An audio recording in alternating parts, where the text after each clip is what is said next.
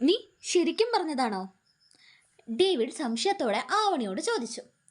അതെ സർ, ശരിക്കും പറഞ്ഞതാ. എനിക്കിന്ന് മുഴുവനും സാറോടൊപ്പം ഇരിക്കണമെന്ന് തോന്നുക. ഇന്ന് മറക്കാനാവാത്ത ദിവസമല്ലേ നമ്മുടെ ജീവിതത്തിൽ.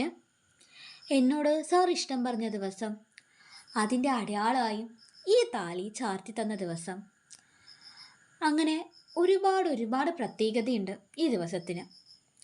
അതുകൊണ്ട് സാറ് പോണ്ട. പിന്നെ ഇത്ര സമയമായില്ലേ, ആവണി പറഞ്ഞു.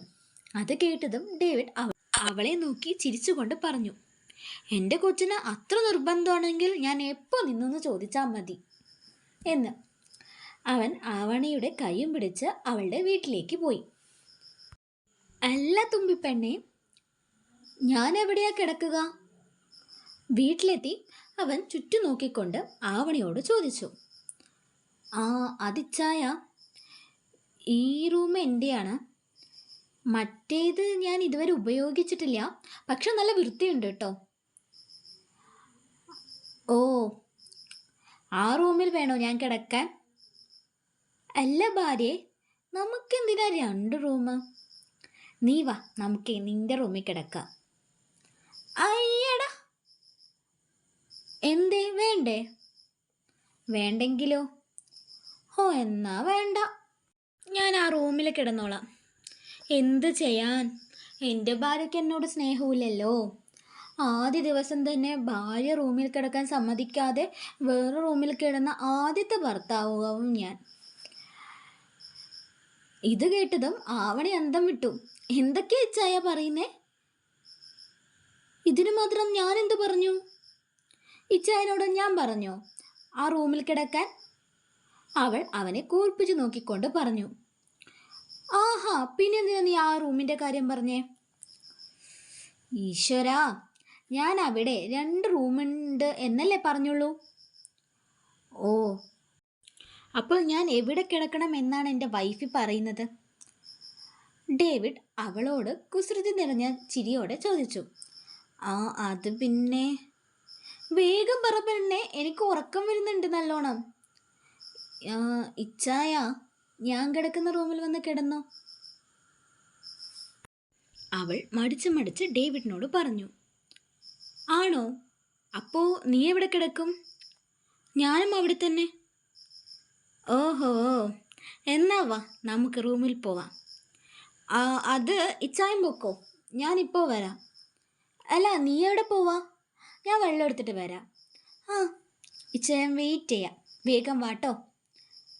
ആവണി വേഗം വെള്ളം എടുത്ത് റൂമിലേക്ക് ചെന്നു. ഡേവിഡ് അവളെ നോക്കി കട്ടിൽമേലിരിക്കുകയായിരുന്നു. കിടക്കാം നമുക്ക്? ആവണിയോട് ഡേവിഡ് ചോദിച്ചു. ആവണി ഒന്ന് മൂളി. എന്നിട്ട് ആവണി വന്ന് കിടന്നതും ഡേവിഡ് അവളുടെ അടുത്തേക്ക് നീങ്ങിക്കിടന്നു. ഹൃദയമിടിപ്പ് നല്ലോണം കൂടുന്നുണ്ടായിരുന്നു രണ്ടാളുടെയും. തുമ്പിപ്പെണ്ണെ, എന്താ ഇച്ചായ? ഞാനൊരു ആഗ്രഹം പറയട്ടെ? ആവണി അവന് നേരെ ചിരിഞ്ഞു കിടന്നു. അവൻ അവളെ നോക്കി. കണ്ണുകൾ പരസ്പരം എന്തൊക്കെയോ കഥകൾ പറയുന്നുണ്ടായിരുന്നു കേട്ടോ. തുമ്പിപ്പെണ്ണെ, എന്തിച്ചായ? എൻ്റെ നെഞ്ചോട് ചേർന്ന് കിടക്കുമോ താൻ? ഡേവിഡ് ആവണിയോട് ചോദിച്ചു. അവൻ്റെ ആഗ്രഹം കേട്ടതും അവൾക്ക് എന്താണ് പറയേണ്ടത് എന്നറിയാതെ ആയി.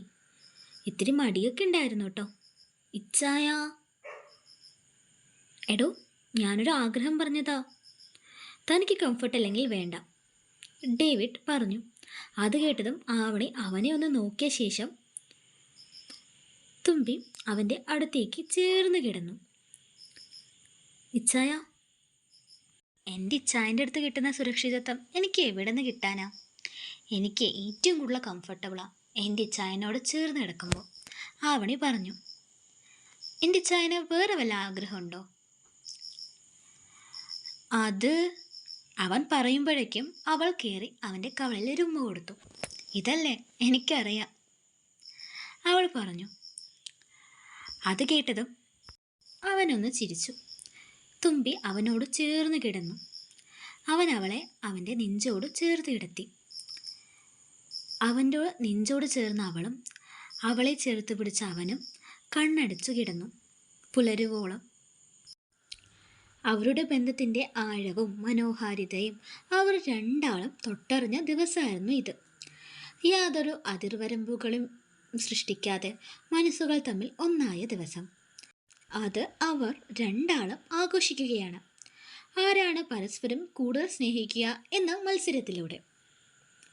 ആവണിക്കും ഡേവിഡിനും മാത്രമല്ല, എല്ലാവർക്കും അങ്ങനെ ആയിരിക്കില്ലേ? നമ്മൾ സ്നേഹിക്കുന്ന ഒരാൾ നമ്മളെയും തിരിച്ച് സ്നേഹിക്കുന്നുണ്ട് എന്നറിഞ്ഞ ആ ദിവസം ഒരുപാട് സ്പെഷ്യലായിരിക്കില്ലേ? ഒരിക്കലും മറക്കാനാവാത്ത ഒരു ദിവസമായിരിക്കും. എനിക്കിപ്പോഴും ഓർമ്മയുണ്ട് ഞാൻ എൻ്റെ തെന്നലിനോട് ഇഷ്ടമാണെന്ന് പറഞ്ഞ ദിവസം. ആ ദിവസത്തിൽ ഓരോ നിമിഷവും ഓരോ സെക്കൻഡും അങ്ങനെയെല്ലാം. പക്ഷെ ലോങ് ഡിസ്റ്റൻസ് ആയിപ്പോയി. കാര്യമില്ല, നമുക്ക് ഇവരുടെ കേസിലേക്ക് വരാം. അങ്ങനെ രാവിലെയായി. ആവണി സാധാരണ എഴുന്നേൽക്കുന്ന സമയത്തിനും വൈകിയാണ് അവൾ എഴുന്നേറ്റത്. എഴുന്നേറ്റതും കട്ടിലേക്കാണ് നോക്കിയത്. അവിടെ പക്ഷെ ഡേവിഡ് ഇല്ലായിരുന്നു. ഡേവിഡിനെ കാണാതെ അവൾ റൂമിൽ നിന്നിറങ്ങി അവിടെയെല്ലാം നോക്കി. അവൾക്ക് ഒരുതരം ടെൻഷനായി. ഉമ്മറത്തെ വാതിൽ തുറക്കാൻ നോക്കിയപ്പോഴാണ് അത് പുറത്തു നിന്ന് അടച്ചിരിക്കുന്നതാണെന്ന് അവൾക്ക് മനസ്സിലായത്. ഈശ്വര, സാർ എവിടെ പോയി? രാവിലെ തന്നെ ഒരുപാട് ചോദ്യങ്ങൾ അവളുടെ മനസ്സിലേക്ക് കടന്നു വന്നു. അവൾ വേഗം റൂമിലേക്ക് പോയി ഫോൺ എടുത്ത് അവനെ വിളിക്കാൻ നിന്നു. അപ്പോഴാണ് അവൻ്റെ മെസ്സേജ് ആവണി കണ്ടത്. ഗുഡ് മോർണിംഗ് തുമ്പിപ്പെണ്ണെ. ഇച്ചായൻ അതിരാവിലെ തന്നെ തിരിച്ചു പോയിട്ടോ. ഉമ്മറത്തെ വാതിൽ ഇച്ചായൻ പൂട്ടി ചാവി നിൻ്റെ റോസ്റ്റ് ചെടിയുടെ ചുവട്ടിലുണ്ട്. പിന്നെ എൻ്റെ കൊച്ച് വേഗം എഴുന്നേറ്റ് പോയി കുളിച്ച് റെഡി ആയിക്കോ. നമുക്ക് ഒരുമിച്ച് ഇന്ന് ഓഫീസിൽ പോവാം. പിന്നെ ഇച്ചായ നിൻ്റെ ഹാളിൽ സോഫയിലെ ഒരു പാക്കറ്റ് വെച്ചിട്ടുണ്ട്. ഒരു നീല കളർ സാരിയാണ്. ഇന്നലെ നിനക്ക് വേണ്ടി വാങ്ങിയതാ, പക്ഷെ തരാൻ മറന്നു. അതെങ്ങനെയാ? നിൻ്റെ ഒപ്പം ഉള്ളപ്പോൾ ഞാൻ എല്ലാം മറക്കും. കരിയില, എൻ്റെ കൊച്ച് വേഗം റെഡിയായി സുന്ദരിയായിട്ടിരിക്കും. നിൻ്റെ ഇച്ചായ ദാ വരുന്നു. അവൻ്റെ മെസ്സേജ് വായിച്ച് ഒരു പുഞ്ചിരിയോടെ ഇന്നലെ പുറത്തു പോയതും മറ്റും ആലോചിച്ച് നിന്നുപോയി ആവണി. പെട്ടെന്നാണ് അവൾ സമയം നോക്കിയത്. എൻ്റെ ഭഗവാനെ, ഈ സമയം വൈകിയല്ലോ എന്ന് പറഞ്ഞ് അവൾ സ്ഥിരം ചെയ്യുന്ന ജോലികളിലേക്ക് മുഴുകി. അതെല്ലാം പെട്ടെന്ന് ചെയ്തു തീർത്ത് കുളിച്ച് റെഡിയാക്കാൻ പോയി. അവൾ കുളിച്ച് വന്ന് സാരി ഉടുത്തു കഴിഞ്ഞതും കോളിംഗ് ബെല്ലിൻ്റെ സൗണ്ട് കേട്ടു. ഇച്ചാൻ എത്തിയെന്ന് തോന്നല്ലോ എന്ന് പറഞ്ഞ് അവൾ വേഗം ഉമ്മറത്തെ വാതിൽ തുറക്കാൻ വേണ്ടി പോയി. വാതിൽ തുറന്നപ്പോൾ അവളെ നോക്കി ഉമ്മറത്ത് തന്നെ നിൽക്കുന്ന ഡേവിഡിനെയാണ് അവൾ കണ്ടത്. ഡേവിഡ് അവളെ തന്നെ നോക്കി നിന്നുപോയി ഒരു നിമിഷം. താൻ കൊടുത്ത സാരി ഉടുത്ത് തൻ്റെ പെണ്ണിനെ കണ്ടപ്പോൾ അവൻ്റെ ഉള്ളിൽ വല്ലാത്ത സന്തോഷം തോന്നിപ്പോയി. നല്ല സുന്ദരിയായിട്ടുണ്ടായിരുന്നു അവനെ കാണാൻ കേട്ടോ. ഇച്ചായ, ആവണി ഡേവിഡിനെ വിളിച്ചു. എൻ്റെ തുമ്പിപ്പെണ്ണെ, നീ ഇതുവരെ റെഡിയായില്ലേ? അവളെ നോക്കിക്കൊണ്ട് ഡേവിഡ് ചോദിച്ചു. ആവണി സാരി മാറ്റി എന്നല്ലാതെ വേറൊന്നും ചെയ്തിട്ടില്ലായിരുന്നു. അത് പിന്നെ ഇച്ചായ, ഇന്ന് എഴുന്നേൽക്കാൻ കുറച്ച് വൈകി, അവൾ തലയിൽ കൈവച്ചുകൊണ്ട് പറഞ്ഞു. ഉറങ്ങും. എൻ്റെ നെഞ്ചിലെ ചൂട് പറ്റിയല്ലേ ഇന്നലെ കിടന്നത്, അതുകൊണ്ടാ സുഖം ഉറക്കം കിട്ടിയത്. അവൻ ആവണിയെ നോക്കി മീശ പിടിച്ചുകൊണ്ട് കുസൃതിയോടെ പറഞ്ഞു. അത് കേട്ടതും പെണ്ണിനാകെ ചമ്മലായി. അയ്യടാ, അതുകൊണ്ടൊന്നുമല്ല. പിന്നെ എന്തുകൊണ്ടാണാവോ എന്ന് പറഞ്ഞ് അവളുടെ ദേഹത്തേക്ക് ചേക്കേറാൻ വന്ന ഡേവിഡിനെ അവളൊന്ന് തട്ടിമാറ്റി. അതെ, പകൽ റൊമാൻസ് ഒന്നും പറ്റില്ല. സമയമായി സാറേ. വൈകി എന്ന് പറഞ്ഞ് എന്നെ എല്ലാവരുടെ മുമ്പിൽ വെച്ച് പൊരിക്കാനല്ലേ? അത് നടക്കില്ല മോനെ ഡേവിഡേ, അവൾ അവനെ നോക്കിക്കൊണ്ട് പറഞ്ഞു. ഡേവിഡ് എന്ന് അവൾ വിളിച്ചത് കേട്ടതും അവളെ ഒന്ന് കുറിപ്പിച്ചു നോക്കി ഡേവിഡ്. എന്നിട്ട് പറഞ്ഞു, ഡേവിഡ് എന്നോ? ഇച്ചായന്ന് വിളിക്കടി ഭാര്യയെ. ഓ ശരി, എന്നാ എൻ്റെ ഇച്ചായൻ അകത്തേക്ക് വായോ. രാവിലെ ഒന്നും കഴിച്ചില്ലല്ലോ. ഞാൻ നല്ല ദോശ ഉണ്ടാക്കിയിട്ടുണ്ട്. ഇച്ചായൻ അത് കഴിച്ച് കഴിയുമ്പോഴേക്കും ഞാൻ റെഡി ആയിട്ട് വരാം കേട്ടോ. അത് നീയും കഴിച്ചിട്ടില്ലല്ലോ, നമുക്ക് ഒരുമിച്ച് കഴിക്കാം. അകത്തേക്ക് കയറുന്നതിനിടയിൽ ഡേവിഡ് അവളോട് പറഞ്ഞു. ഞാൻ ഇപ്പോൾ വരെ ഇച്ചായൻ കഴിച്ചു തുടങ്ങിക്കോ എന്ന് പറഞ്ഞ് അവൾ അവന് കഴിക്കാനുള്ളതെല്ലാം ടേബിളിൽ എടുത്തു വെച്ചു. ഇച്ചായ, ഞാൻ റെഡിയായിട്ട് പെട്ടെന്ന് വരാവേ എന്ന് പറഞ്ഞ് ആവണി റൂമിലേക്ക് ഓടി.